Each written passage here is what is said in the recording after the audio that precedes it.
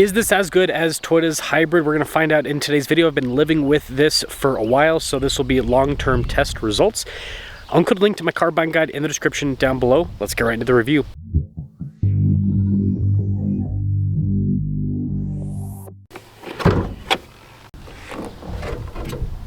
This is a 1.6 liter 4-cylinder paired to a 6-speed dual clutch and a hybrid system. Puts out 139 horsepower and then 195 pound-feet of torque. Fuel economy is 49 around town, 52 on the highway. I'm trying to hit 500,000 subscribers before the end of the year. I'd really appreciate it if you'd help out with that. Now, Hyundai is all about crazy lines. You can see the hood definitely reflects that. The headlight design is actually really cool. You've got that element there at the top, which actually feeds into the trim there on the grille. Something crazy to note is that this looks kind of more normal compared to some of the other newest Hyundais that have come out. And I think that's because Hyundai's now gotten into this trend of making their cars look more and more futuristic. Our tire and wheel setup is 225 by 45 by 17. Silver there on the top, metallic gray in the center. They do give you painted mirrors and door handles. Now when you look at the side profile, you'll see this is similar in size to something like a Honda Civic or Toyota Corolla. And then when it comes to the key fob, it's got like a Jetson type style is a good way to put it. You've got your lock and unlock remote start function opening for the trunk. We've got these tabs to throw down the seats, but overall storage for a compact car is pretty good.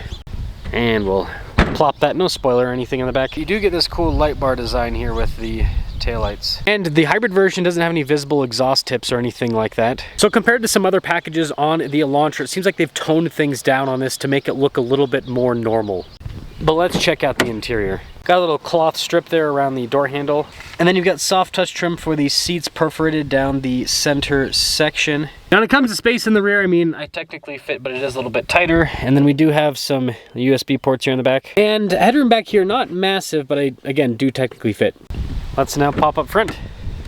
Got that same kind of two-tone coloration on the front door panel with the cloth strip up top. Blind spot monitoring with the mirrors, and then down below you guys can see all of the window controls. This does also come with memory seats. Now the front seat has that same appearance with the perforated trim. It's power adjustable. It's got lumbar support too. Passenger seat's actually manually adjustable. And start her up.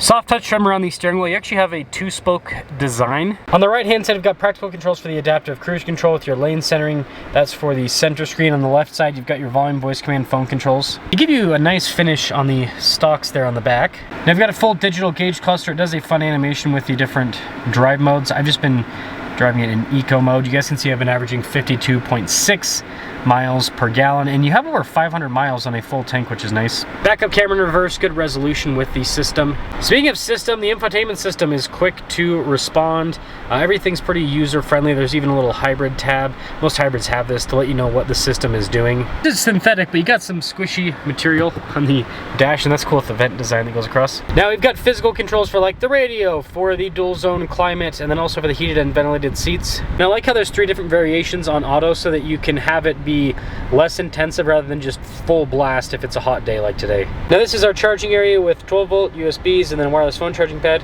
They give you like a real shifter, and then you got some controls next to it like your drive mode for the camera, parking, brake, auto hold as well. Of course we got some cup holders. Center console's not massive, but it's a job done. There's some soft touch trim on top, and this is equipped with a sunroof. So 2025 Elantra Hybrid Limited. You guys can see there's quite a bit of equipment. Well, it's all standard. Anyways, $30,810 is the total MSRP. Let's see how this performs. Elantra Hybrid. So, I have some, excuse me, right off the bat, of course my voice decides to die. I have some good things and some not so good things to say about the Elantra Hybrid after living with this. So, first off, the seats are comfortable. I really like the 3-stage automatic climate controls. I think that's really nice.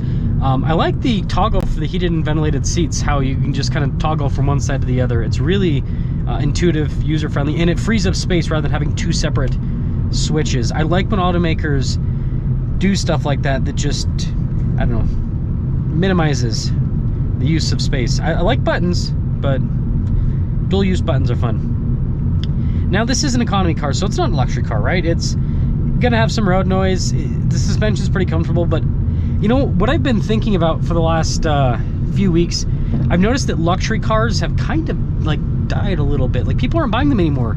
And after living with a ton of cars over the last few years, with these longer term reviews, what I've discovered is there's not as much of a benefit to go luxury as there was in the past. Like, think about this for a second. You know, this is similar to in size and everything to like an Audi A3 or like a BMW 2 Series, but this is significantly less expensive. I mean, like an Audi A3, like you're still over $40,000, like I think almost $50,000 depending on the package, right? Whereas this is $30,000, has heated and cooled seats, dual zone climate, comfortable seats at that. It doesn't have the Audi badge or the looks, but like this provides like 95% of the experience you get in those cars. It doesn't have the performance, obviously, again, this is a hybrid, but I think you guys get what I'm saying. Like, these non-luxury cars have become so luxe, there's no sense in buying a luxury car at this point.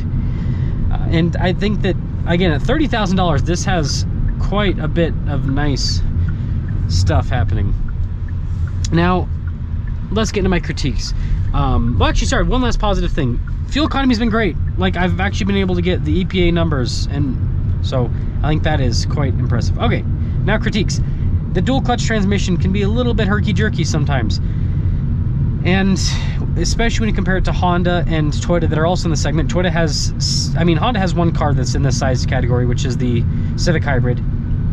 And that has the system where it fills in with the torque gaps with the electric power. Super smooth all the time. And then you've got Toyota with the Corolla Hybrid and the Prius Hybrid that I would say are in this kind of like size category. Keep having to turn up the temperature because the fan speed goes too high. But with those vehicles, with the Toyota vehicles, again, not as smooth as the Honda's acceleration, but still smoother than this. Like, sometimes the dual clutch just kind of does some jerky stuff here and there, and it's not necessarily the nicest experience. And then the acceleration, again, compared to the competition, it's pretty lackluster overall. I think that, you know, 139 horsepower is not horrible, but I mean, the new Prius has like almost 200. The Civic has like 200 horsepower. The Corolla Hybrid has a bit less. I can't remember the exact power figure on that one, sorry. But it's still quicker, if I remember right. It's still a little bit quicker. So that is another thing. So I think overall, if I were Hyundai and wanted to improve this, the things that I would change on this, do what Toyota does, where just throw an electric motor out back so you can market it as all-wheel drive. And again, for 99% of people, that's more than enough all-wheel drive capability. I see a lot of people talking smack on Toyota's all-wheel drive hybrid because it's not great off-road. People are, like, my mom has a RAV4 hybrid. She's not taking that thing off-road ever, okay? Again, the all-wheel drive is more than enough for snow and rain and all the other stuff that, you know, these people are going to be taking these through. So, all-wheel drive system, that would be great for all of Hyundai's hybrids. And go down the East CVT route. I think that that's been proven to be the most reliable system and the best performance. The dual clutch, it's unique. It doesn't seem like it really improves the performance. It seems like it just makes it drive less smooth. And hybrids, you know, you kind of want it to be smooth from my perspective.